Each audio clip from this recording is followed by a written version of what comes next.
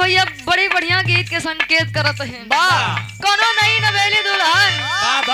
दुल्हन अपने ससुरे से जब लौट के आई भौजैया कहे का हो ननदो सब बढ़िया बीता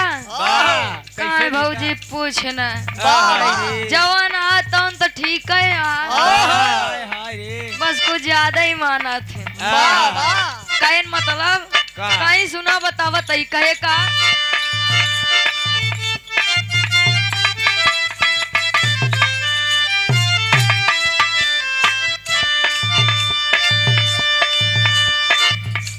हम बानी 17 बलमुआ 23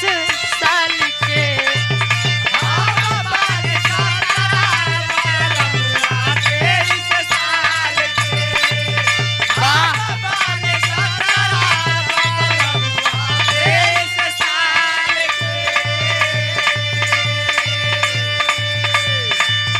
भौजी रे जिनगिया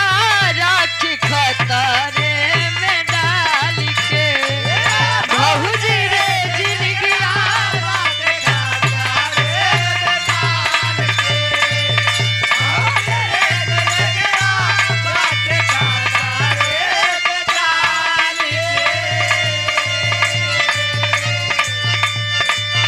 हम बानी 17 बलमुआ 23 साल के भौजी रे जिनगिया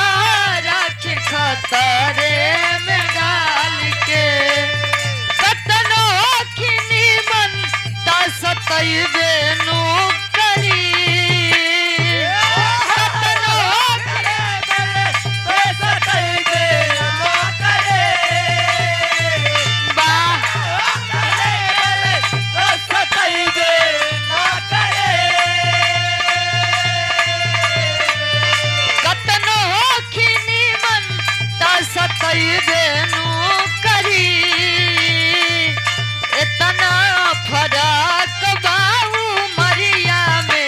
कमरिया कादू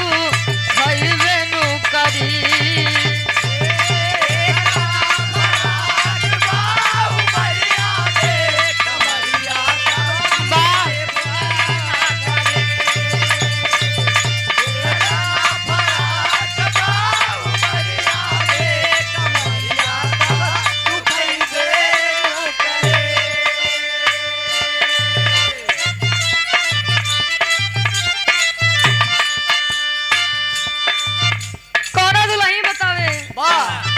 भैया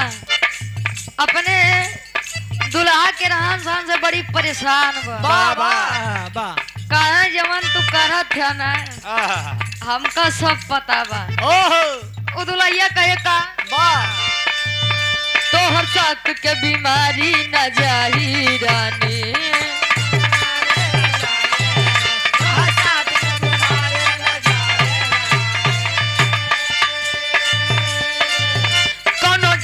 भी करी ना दवाई रानी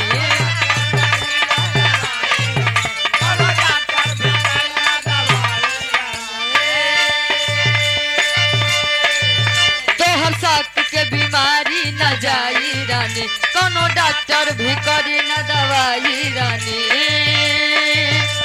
तब दुल्हैया कहे फिलिन के सारा कमीनिया सबतिनिया के जाग के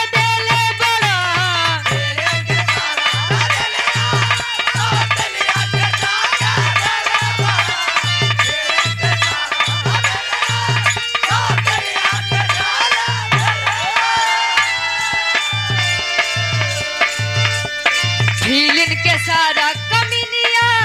सबतिनिया के जाके देले बड़ा तू तो हमारा से झूठ बोलता